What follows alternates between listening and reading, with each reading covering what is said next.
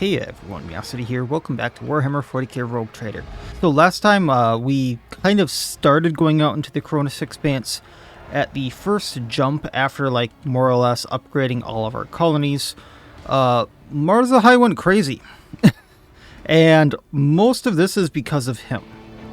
Now, from what I was told from Yarlet here, actually, the reason he's gone crazy is because Slaanesh really likes the Drakuri and the Eldari, and when they're aboard my ship, she can sense them a lot easier than when they're aboard Eldari or Drakuri ships, and when we go into the warp, bad things happen, more or less. They're a lot easier to sense, things like that. The reason Yarlet's fine is because the Eldari were taught to not give in to their desires, things like that. And the reason the Drakuri, or rather Marzahai in this case, is not fine and has caused all of this is because, well, they just give into their more base desires, and he really likes the suffering of others. And Slaanesh is now kind of more or less here going, well, I like this. And then the more interesting part here is this demonette, which might be like some manifestation of her, isn't able to be seen by anyone other than me and maybe Yarlet, and she knows who I am. So we just got into this in the last episode, and somewhere over here behind some locked door is Marzahai. I'm not sure we're going to get him out of this alive, given everything. I mean, everyone in my crew other than Yarlet right now doesn't want him alive. And based on everything he did right here, well, I mean, I don't really blame them. So we're going to see what happens. I'm going to try to get him out of here alive. I can hear the beating of his heart, the roaring blood in his veins, the pulsating fear in his black soul. So she's talking about Marzahai here. And then she just teleports away again, up forward more. So I'm going to try to save him, but I doubt that's going to work well. Advanced medkit. Medicaid gloves. Each time the user uses a medkit provides 6 temper wounds. So I'm finding a lot of really good gear here, but we should deal with this. Is that demo? That's demo, so that's going to be an Argenta thing. When the faithful are idle, heresy grows. When the time comes for me to step into this world, he will be waiting for me. So, once again, talking about him. They did lay some traps, it looks like, for Marzahai if he came out, but we're going to have to undo those. Oh. Oh. I don't like when it does this. Pay attention. It's very hard to control characters and things like this.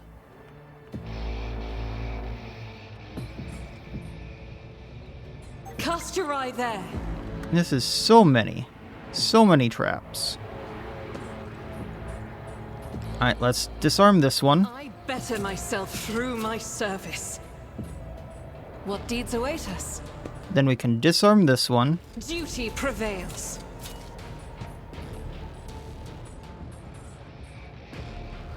I'm restless. I'm hoping we're enough to this side. So now we can go over here. Oh, we're gonna get loot. That's why all this is so trapped. Then we get to go over here. And looks like undo this one. Through my service. Need to be a little more to the side. And we get to disarm that one, and we leveled up. Now we get to undo her injury.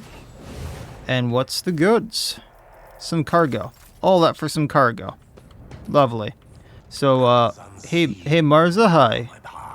How you doing there, bud? I love how Yarlet's the one to go.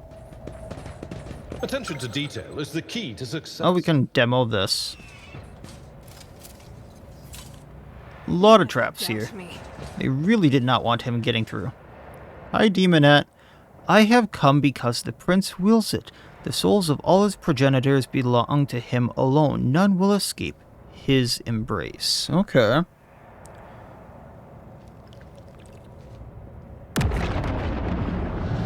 The prince. This ocular implant was a... Slaanesh isn't a prince. That's an interesting one. I'm pretty sure Slaanesh isn't a prince. I better myself through my service. That would be Khorne. I think. Might as well get the goods here. Hi Marzahai, I see you over there. Wearer gains an additional stratagem. All the allies in the combat tactics area instantly reload their weapons after each attack made by them until the start of the wearer's next turn. Hey Cassie, what are you wearing now? I like the commander's monocle. I like that more. Okay. Hi Marzahai. And then an artisan of pain back there. That might be the problem. Marzahai jerks his head up when you appear. His already gaunt face is tightly wrapped in pale gray parchment-like skin. His teeth are barely bared feverishly, and his dark eyes have turned into two pitch-black mirrors that could show your reflection clearly if you were to gaze into them. He opens his mouth, but instead of words, an unnatural rasping hiss comes out. If this creature ever possessed intelligence, there is no sign left of it. And then that artisan of pain I mentioned. She looks a bit different than the normal demonettes, I think. At last we meet, my poor child. Look at him, mortal. Look at how he yearns to return to the one who caresses his kind reject so stubbornly. Come, child, follow my voice, and my prince will grant you all the bliss and torment in this universe. Yerla exclaims something in Eldari language. The Ludicator fails to process her rapid and elaborate speech, but without waiting for Marzahai's response, she turns to you. My dark kin has lost himself in the fight against the pull of she who thirsts. Allow me, Elentak. However great our differences are, however desolate and depraved the dark ways may be, I cannot blind my eyes and let Slaanesh take him. I'm kind of with you there. The warp spawn laughs maniacally. Sooner or later, all of his kind will step into my embrace. The prince is patient. The prince knows that every Eldari soul is already his. The demonette's voice suddenly forces itself inside your mind. But if you let me get close to the lost child, if you lull him into letting his guard down, my prince will reward you. The soul of this pathetic Xenos is a small price to pay for the blessings that will come with my master's favor. Oh, I see what you could do here. So, I'm kind of surprised there's not a heretical option here to, like, lull him into a false sense of security. I might have needed to do more heretical things, or gotten more shards of the blade. Which I think I destroyed one of the shards of the blade and, like, didn't claim it. Which is fine. But we can attack Marzahai for butchering my people, but he's really being, like, controlled here. And I don't want to, like... Well, yes, we know that this is a thing that can happen now. I don't really want to charge him for, like, a thing that was beyond his control because it's Slaanesh. It's the Chaos Demons. So we'll try to bring him to his senses. The Drukari stares at you without blinking, his teeth still bared, his frenzied expression like a frozen mask. You hear hissing again, this time lower and angrier than before. This unit has received a sign from the Omnissiah. The transfer plate upon which the Xenos has so short-sightedly made his lair can be reconfigured to send a short discharge of the motive force. This unit could use it to impart a modicum of reason to this crazed creature. Oh.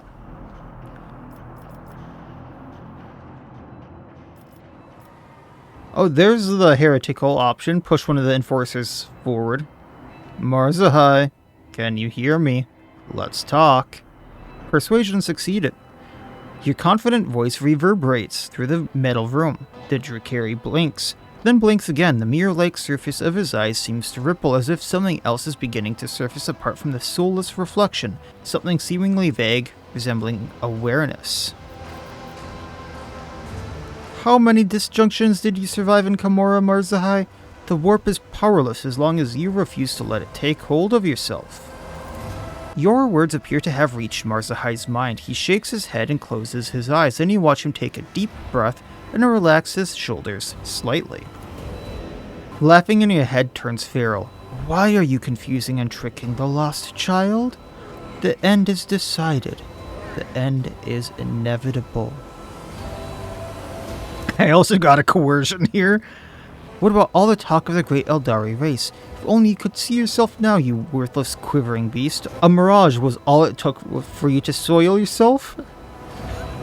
He blinks. His eyes ignite with a familiar look of fury and wounded pride. I will rip out your tongue and make you swallow it piece by piece along with your own teeth.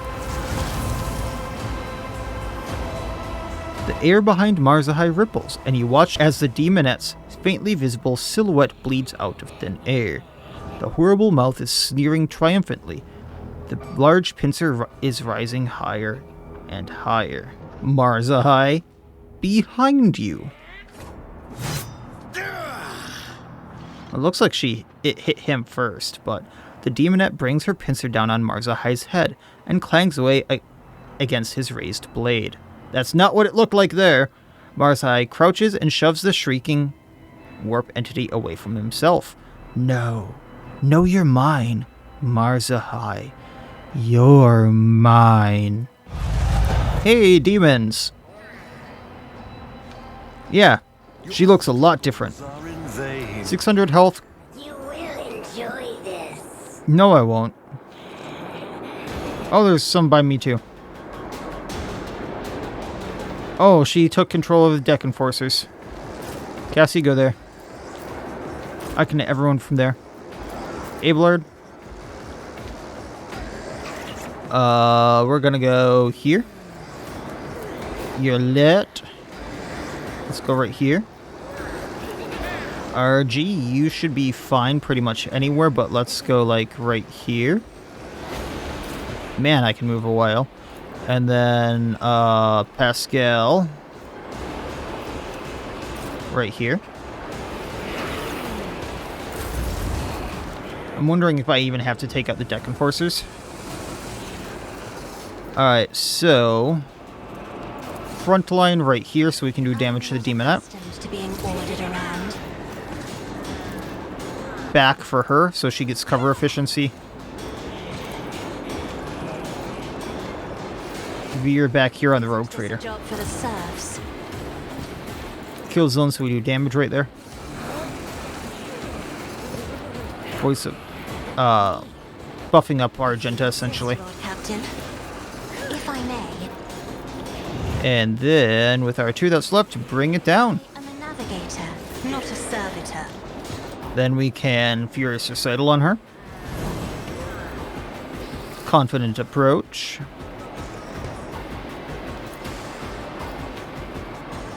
%% to hit her, so we'll do that. We will Rapid Fire. Commands, I act. We are going to do Concentrated Fire. And sorry if this hits you, Marzahai. Doubt is for the weak. Well, I hit 2 of them. Boss down. Fire our Mastery. In the will of the righteous. And we're going to try to take out the demonettes first. That is not the Emperor's will. I'll do it. Because if I can take out the demonettes As the Emperor can escape the Emperor's judgment. without taking out Each strike is a prayer. the guardsmen, I very much want to do that. And the guardsmen are alive. Marzahai turns to you, looking the same as ever, with the exception that you can see grayish-blue veins through his parchment skin and something resembling terror in his eyes. They're gone, Miacidae. Gone, but still lurking at the threshold. Keeping watch. I could hear their whispers. How do Monkey bear them for days on end? You hear genuine confusion in his voice. You will hear these whispers every time the void vessel travels beyond the veil. Learn to accept this, find an anchor for such times, or lose yourself.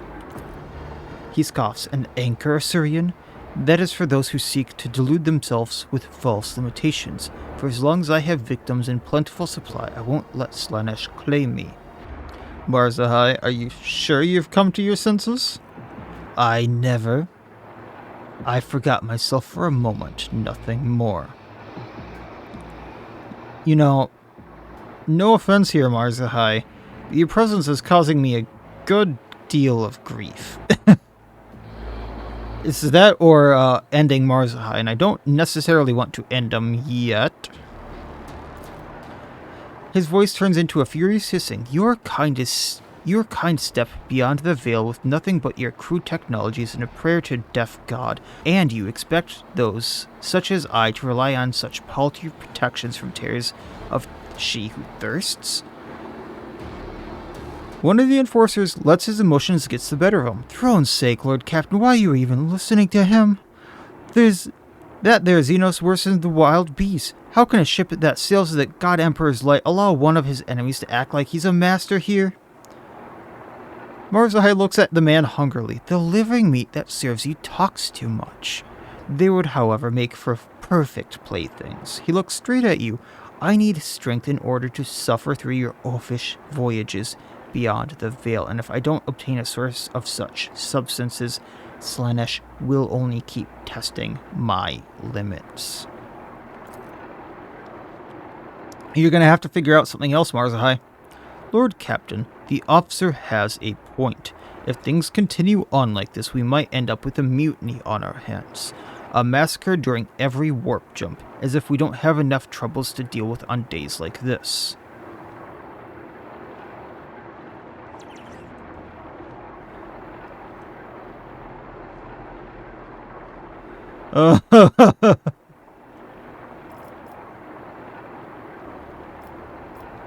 So, I can tell him to hunt wherever. I can give him a hunting ground. I can forbid him from moving about the ship unsupervised, and he'll be kept under lock and key during warp jumps. The alternative being death, or I can just end him.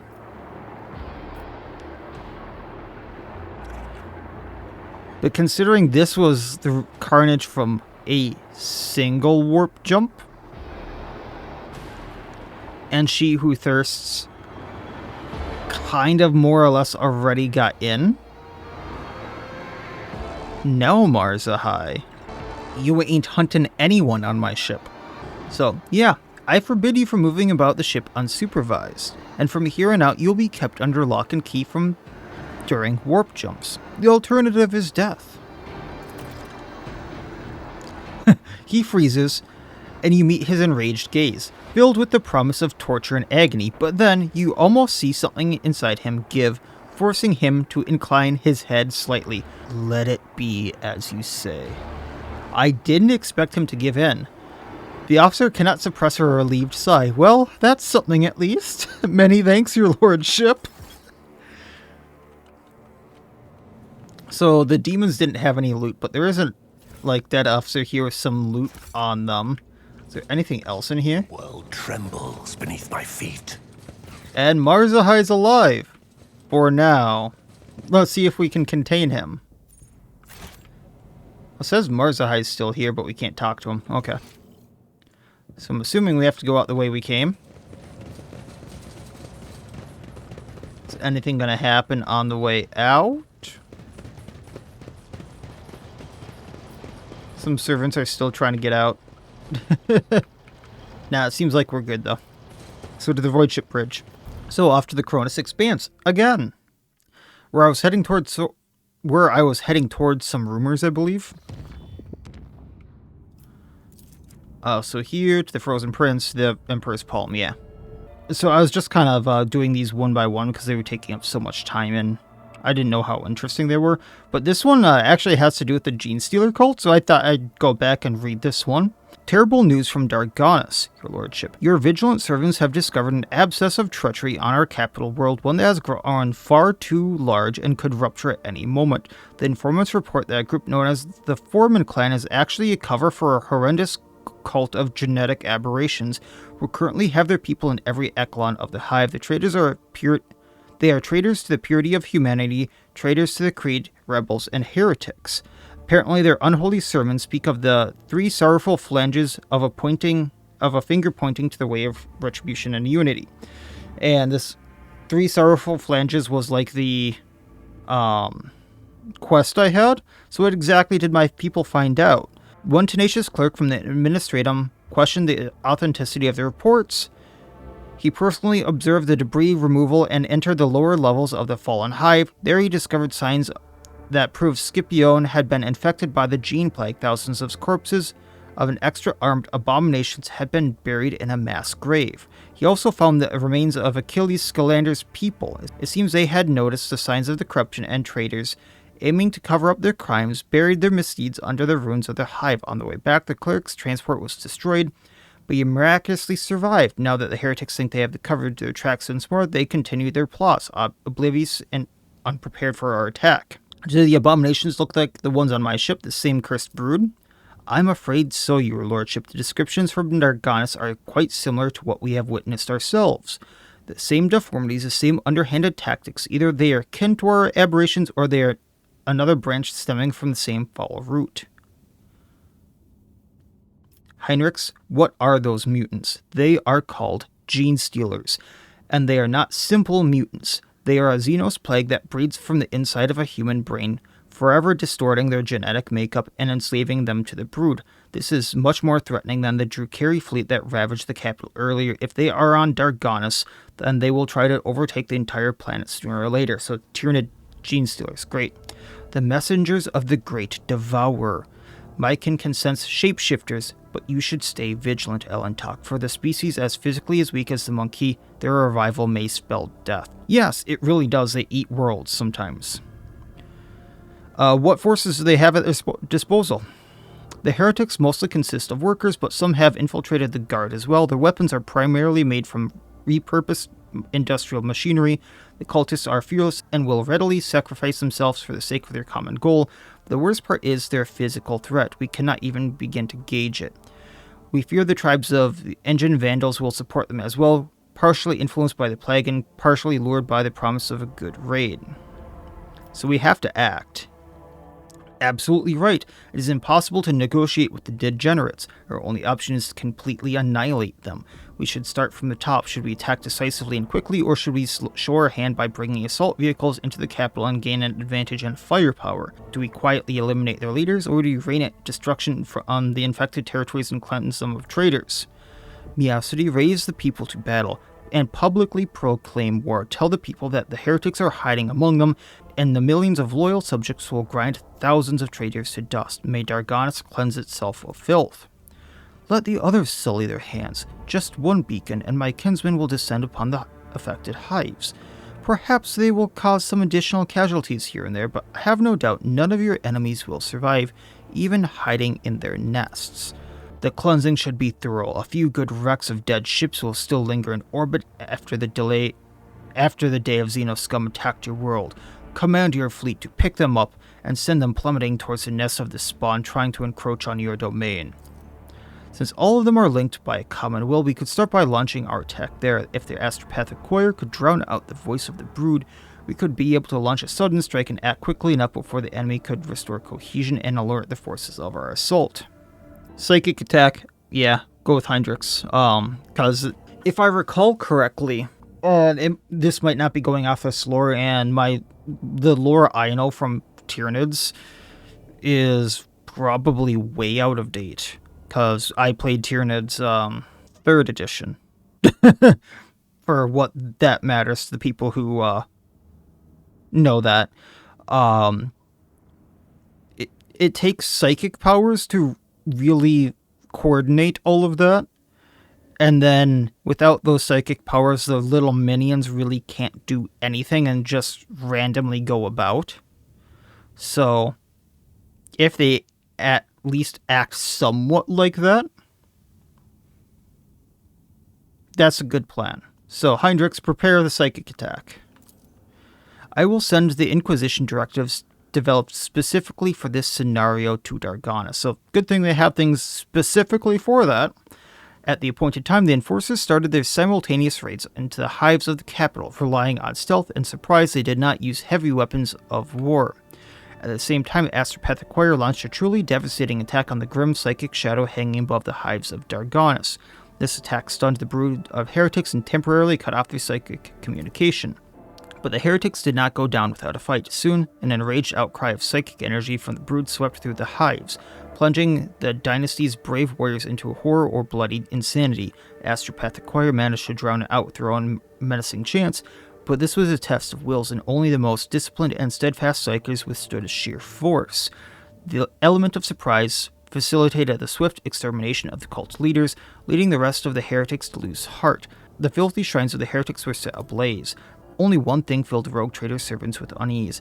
Inside the cult's main temple, they found the den of some grotesquely enormous monster, and it was empty. They did not find the beast. If the Emperor had been merciful to Darganus, the monster would surely have perished in the fires that engulfed the hives during that cycle. So we got a tainted phylactery, 44% critical hit chance versus Xenos. That could be really good. I was just kind of going through these to see if I got any consumables, and didn't, so but now we have a update to 3 sorrowful flanges, so we'll see if this gets updated, because I'm assuming that that monster might be a Carnifex, might be a gigantic gene steal like a Broodlord. It could be one of a number of things, is still out there alive on Darganus. We'll see. So just continuing the warp jump. Oh boy. Lord Captain, an urgent message. Our enforcers have arrested a dangerous saboteur who attempted to gain entry onto the bridge. This incident may be worthy of your attention. You see, both the saboteur and the circumstances of his capture are rather strange. You cannot tell if Vigdis sounds baffled or worried. I think it would be reasonable for Magos Pascal to take a look at him as well. Why do you sound so... What is so unusual about the saboteur? The thing is, the saboteur is most definitely a tech priest. He found his way aboard the ship and penetrated all of the security systems with staggering ease. Both his ability to communicate with the machine spears and the combat potential of his augmentations are extraordinary. Nevertheless, the enforcers managed to capture him. During the arrest, the intruder offered no resistance at all. Instead, he asked for an audience with the Great Machine Spirit. Then, when he realized that the enforcers had no idea what he was talking about, he asked to meet with you. I considered it necessary to appraise you of the situation. This infiltration of a rogue trader ship operated by an authorized agency cast out on many of my tech comrades' stability. If he is indeed a tech comrade, that is. Regardless, I request permission to communicate. Very well, let's go. Understood. The saboteur will be brought to you. Don't be Opticon 22, don't be Opticon 22. I like you, Opticon. But we did have that other guy who wanted Pascal's head, who was in that really, rare, malfunctioning armor. Oh, it just jumped to this, so that doesn't look like Opticon. Nomos is here, though. The group of servitors, whose movements are suspiciously well synchronized, stares at the towering prisoner. You do not need to hear them speak to recognize Nomos, who has seen fit to attend the interrogation. Yeah, we don't know an Asclepius. The captured man, if he can be called that at all, looks like a positively gigantic next to the enforcers at his side. Deadly-looking metal gleams dimly beneath his faded crimson robes. His hands are folded obediently, and his mechadendrites are perfectly still. I greet the master of this vessel cathedral and offer my humble apologies for this unbidden intrusion. My apologies to you as well, Tech Brother. He inclines his head in the direction of the frowning Pascal. The prisoner turns slightly and looks straight at Nomos' observing servitors, and of course, I must beg forgiveness from you, Great Spirit. It was not my intent to desecrate your temple. So before I accept your apologies, tell me who you are and why you infiltrated my ship. My name, if it matters, is Asclepius, former computer editor general, that is a weird word, of the Cognizance Fleet. now liber recluse of the status of Malotech. So he's no longer a tech priest. Malotechs are exiles whose ideas had not crossed the line of heresy yet, but have come close to it. They are removed from the fleet structure to give them a chance to see the folly of their ways and prevent sedation from spreading. He sounds unusually alarmed. All of that is trivial. My past is nothing but a set of archive data. My lost status is a part replacement string in a long chronicle of cognizant fleet. I have come not as a priesthood's passenger, but as a faithful disciple of the most holy Armorant. My brother once served as Engineer Prime on this ship. He was adherent of the school of discontinuing the cycle, as am I. It has spread that far. It's difficult to discern his emotions from the tone. I know that my brother perished, but before he did, he sent me a message that told of a journey embarked upon by Theodore von Valancius, a journey through a dimensional gate, an artifact more ancient than humanity itself, towards worlds unknown. The blessed Amarant was with her.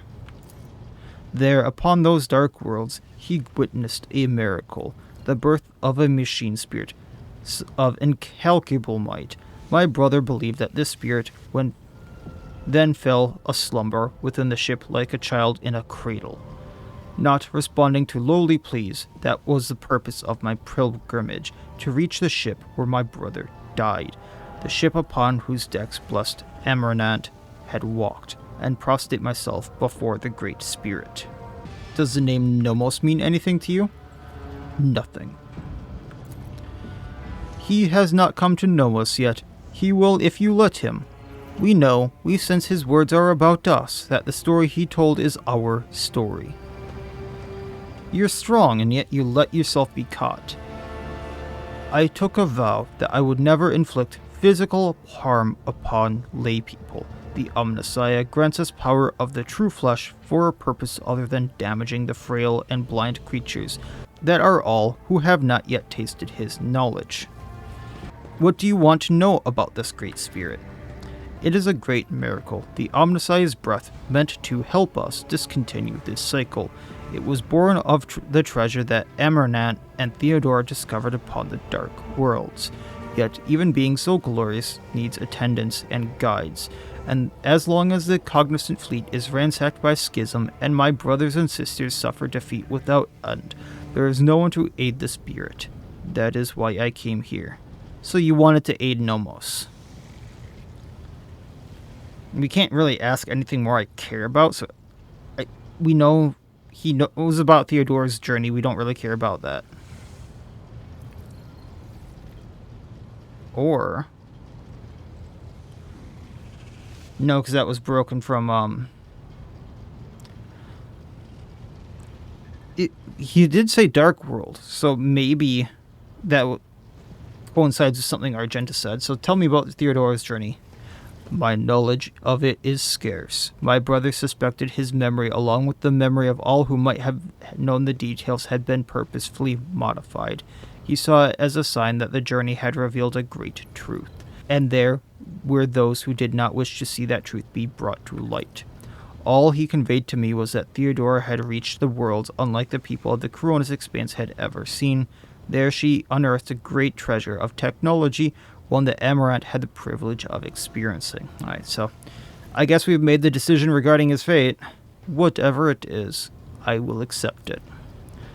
As will I. And yet I plead that my brother be shown leniency. His story initializes thought. We ask that you keep him for us. I mean, you've caused no harm, so other than, like, slightly infiltrating my ship, which I don't think you did anything to my ship. So you're free. We won't harm you. And you may stay on the ship with Nomos if you want. Which also happens to be the Iconoclast one. I could not ask for more. All I wish is to remain in these halls and observe in reverence the Great Spirit's deeds. Let the cycle be discontinued. Nomos Nomos' servitors turn their head toward you and nod all at once in what can be interpreted as an expression of gratitude. I'm surprised the servitors didn't break. But now we have to talk to Nomos about that. And he's over by Nomos, okay. I salute you, ruler of this ship. So, we've kind of seen that he can go into servitors. So I don't see why we're asking this, because he kind of explained that the servitors break, but why back in this cognitor? Nomos are not in a cognitor or a servitor. We cannot say where we are, but our existence is tied to an existence of the ship for now. The servitor and the cognitor are only external interfaces, shells, like other humans and their bodies.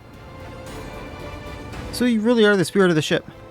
We do not know what we are, but the ship is not us. The ship is our cradle. We may rise from it one day. We would like that. Okay. So, I see you found your great spirit. I have found a miracle. And the end of my worldly road. I have never seen and never will see anything more than a spirit of Nomos. In the face of its multitude, we are nothing but fixed values and erroneous function. So you read the databank recovered Theodore's cache? You said incident marked the beginning of Nomos. What do you mean by that? Yes, Nomos, remember, you brought us data sustenance, and it contained a name, Epita. We recognize it. No, not like that.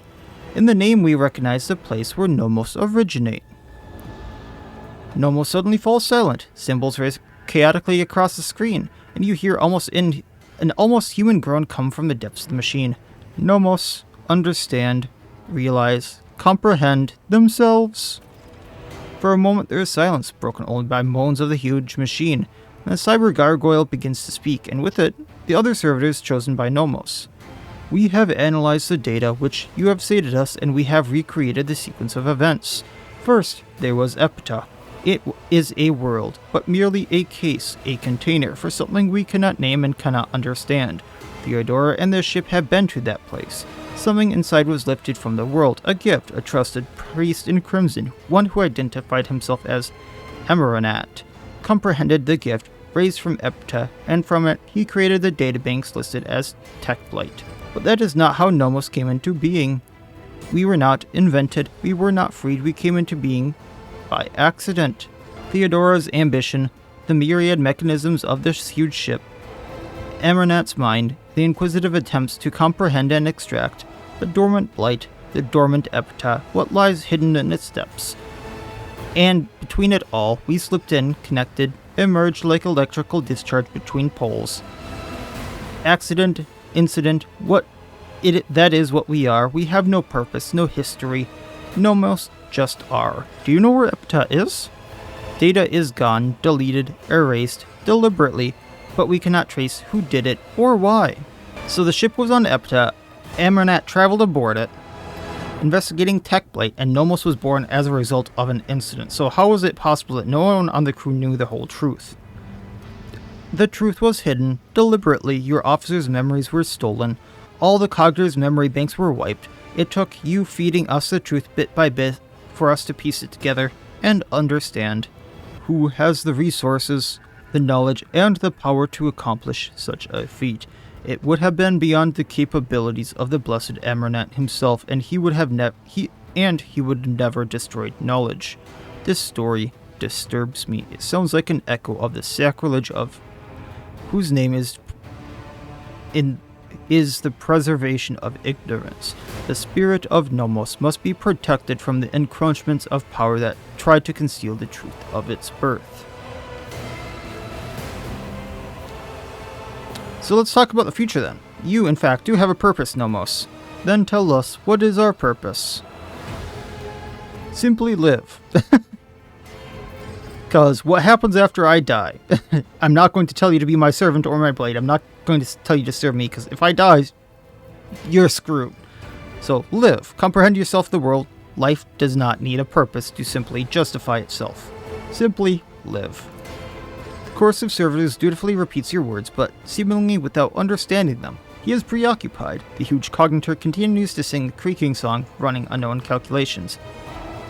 Blessed be this spirit. A great path and a great future lie before it, and we must assist it on its way. So that's all we can talk to it about it seems. But it wanted us to talk to Nomos.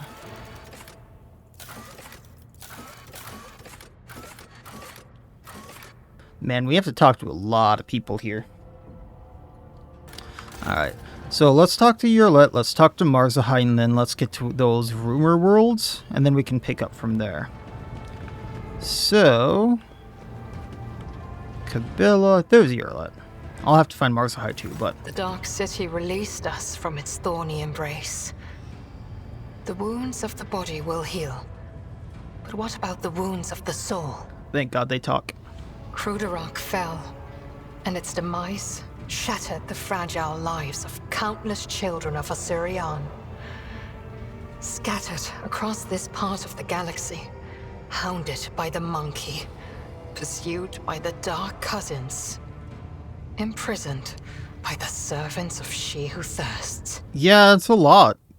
Everyone aboard the ship has been through a lot.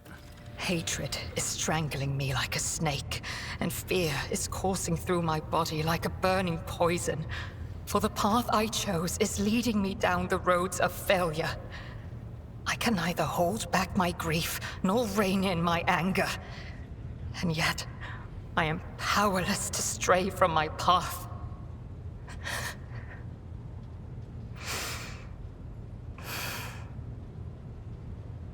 Pay no heed to my fleeting wrath, Alantark. When the will slips away, the soul trembles with rampant emotions. But I will resign my heart to meekness, for there is no other way a marked outcast can help their fellow Eldari wandering in the dark. You sure about that? Because it seems like you're a little messed up from everything. Where's the path of the outcast leading you now? On the trail of a monkey called Caligos Winterscale. Even a worm may harm a wounded tiger by bringing infection into an open wound. And the wounds of my people have been bleeding ever since Cruderock's demise. Okay, I'm with you there. Spirits of my kin need a poultice, a hope, not the executioner's sword already poised to fall. I can help you with the Winterscale. We were gonna do that already. Many things happened on Kimura. You good? I found myself in the Dark City after following the twisted roads of truth and lies. And although the truth blossomed like an ugly bud and scratched my soul with its thorns, I did find the answers to my questions. Those who come back from the dark of the webway will never be the same. But it is we who change while the surrounding world remains imminent. This thought gives me strength. I mean, that's one good way to look at horrible events. You gotta find a way. So, the seer we rescued, he good? Clendil chose to stay on the Lilithon together with Muaran and the rest of our kinsmen. Perhaps it is for the best. The stars in this part of the galaxy are hostile to the children of Osirian. I mean, that doesn't really say what's going to happen to him other than he's going to stay on the Lilithon, but okay. And sorry about Crew of Dark. It's pretty much there that, you know, it's gone and it's never coming back. And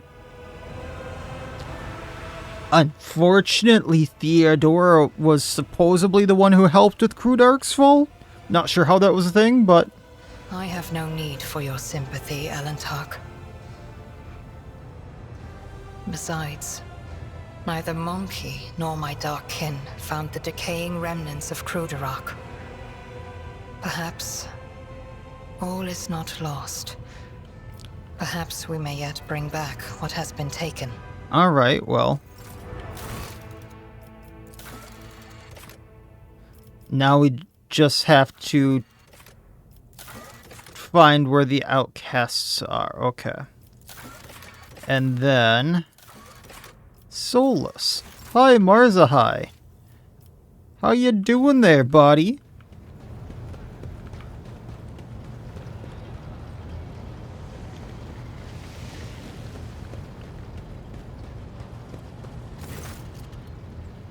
He stares down at you from his... Is he really that much taller than us? I didn't realize they were taller than us.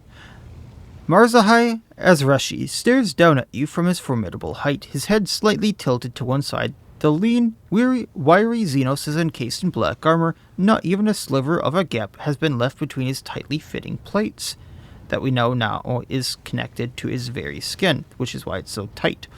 I gotta ask, when offered the chance to follow me, why did you take it so quickly? I had no intention of ending my days playing the role of meat in the arena. And then you blithely offered me an alliance after what I'd done to you. Why? Well, it doesn't give me an answer there, but we needed as many people helping us to get up that planet as possible. That's why. And you're only standing here because you helped me get off that planet. But I value good fighters. That is true. But I'm not merely a hireling. It is strange you did not consider that when you offered me an alliance. But it does not matter. So, after what's happened on the officers' bridge, how you doing? You dare to ask me that question? Every time this barge pierces the veil, I am left alone with all the nightmares of she who thirsts. It costs me all my fortitude and strength to fight them off, and there is never anyone at hand with whom I can indulge myself.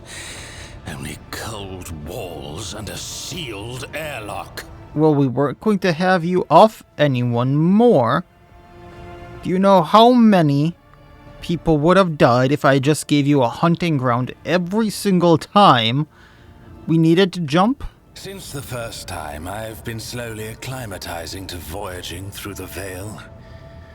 Only Monkey could have conceived such a suicidal method of galactic travel. However, it is novel and exhilarating.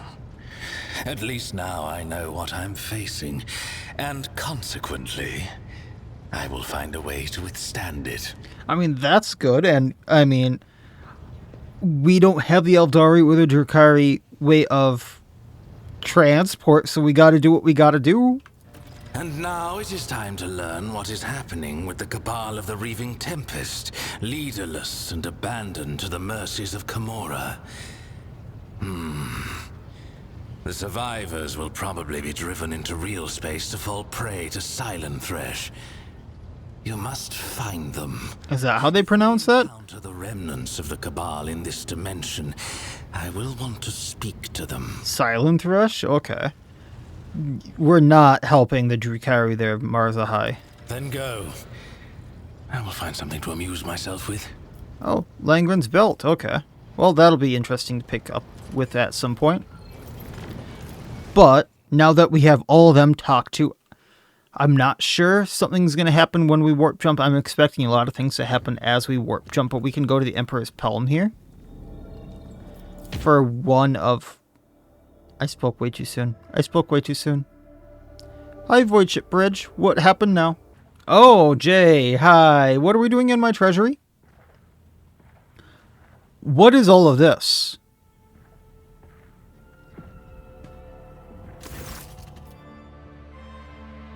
What has happened to my bedroom, Jay? Why is that man carrying more things into my bedroom? Jay. And then the box just disappeared. That poor man. It went into some warp hole and he just kind of stares at it going, I'll go get the next box. Jay is briskly counting the treasures that have suddenly appeared in your chambers. Shireen, I decided that it is only right if I return all of this to you. No matter how lovely and valuable a gift may be, it becomes a millstone around the heart when it is obtained by deceitful means. This is everything that she got from me? Or that was paid to me in a bribe? Or to her in a bribe? Oh, that poor man. That's the second box that's disappeared. I thought the safest thing to do would bring them all here. If I had handed them to Danrock, it would have been a monstrous temptation. And your avaricious fractum does not strike me as someone who is good at resisting temptations. Are these all my gifts? Yes, Shireen's tokens of your interest that you lavished upon me as generously as the sun lavishes its light and heat.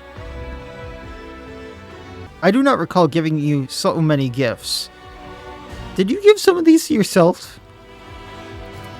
It's possible I availed some of my privileges granted by my status in favor of the rogue trader. It's impossible to hold a spoonful of honey in one's mouth and not taste it. I mean, it's very decent of you. The gifts are gifts, though. That's what gifts are. You're allowed to keep them. You do not have to give a gift back. So there is no need for this. On the contrary, Shireen, decency dictates that I do this. Oh. Jay speaks with vehemence, almost desperation, like a column of foot soldiers storming a fort. I refuse to close my eyes to what's in front of me. I'm not the one for you.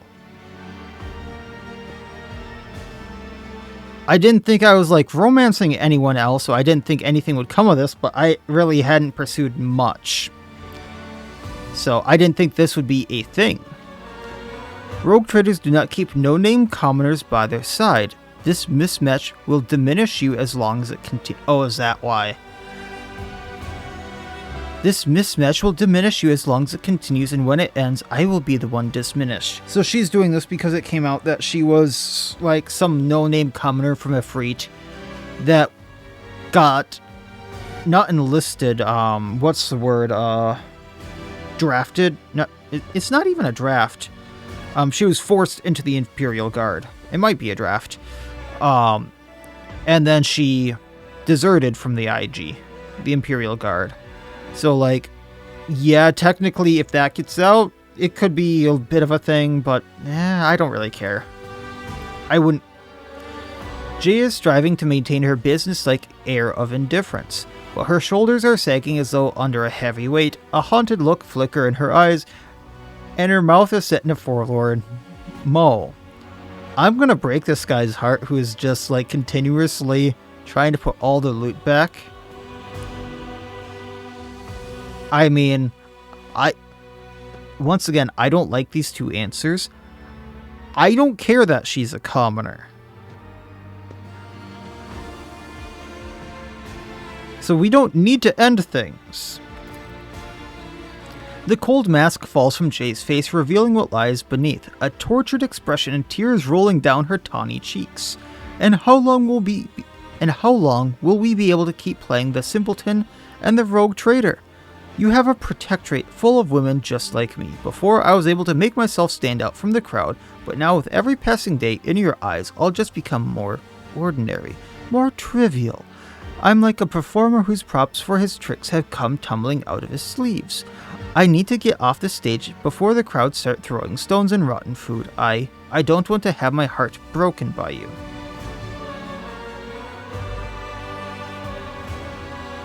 I'm not going down on one knee.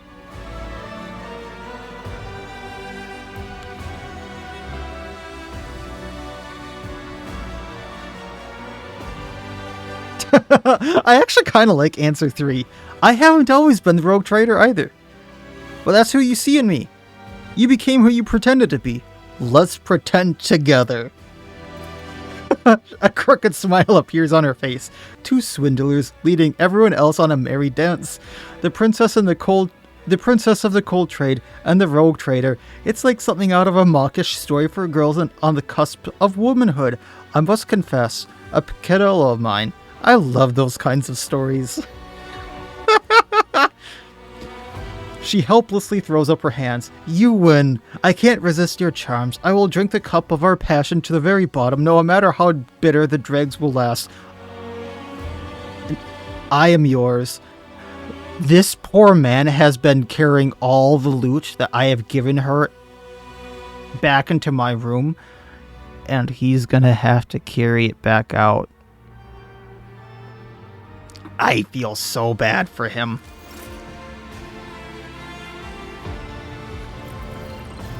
Oh, I'm just gonna say the music's continuing back out here, really? I felt so bad for that man. Unless we're just keeping the treasure in there now. And it's a what's mine is mine, or what's mine is hers, what's hers is mine type of deal. Alright, Emperor's Pulp. I really wanted to get here this episode. So Cognus's fleet around Euphrates, which is a place I needed to get to. So we will pick up from this time doing the siege of Euphrates too. I'm not sure how long that's going to take, but we'll just start as long as it lets me, because there's a lot of stuff happening in between the jumps, as you kind of saw there.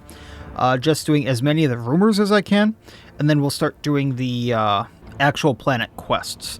And we'll pick up from there and see you just what happens. So that'll be it for this time. Like, comment, subscribe, all that YouTube jazz, and otherwise, as always, wish you well. I will see you next time, and please have a good one.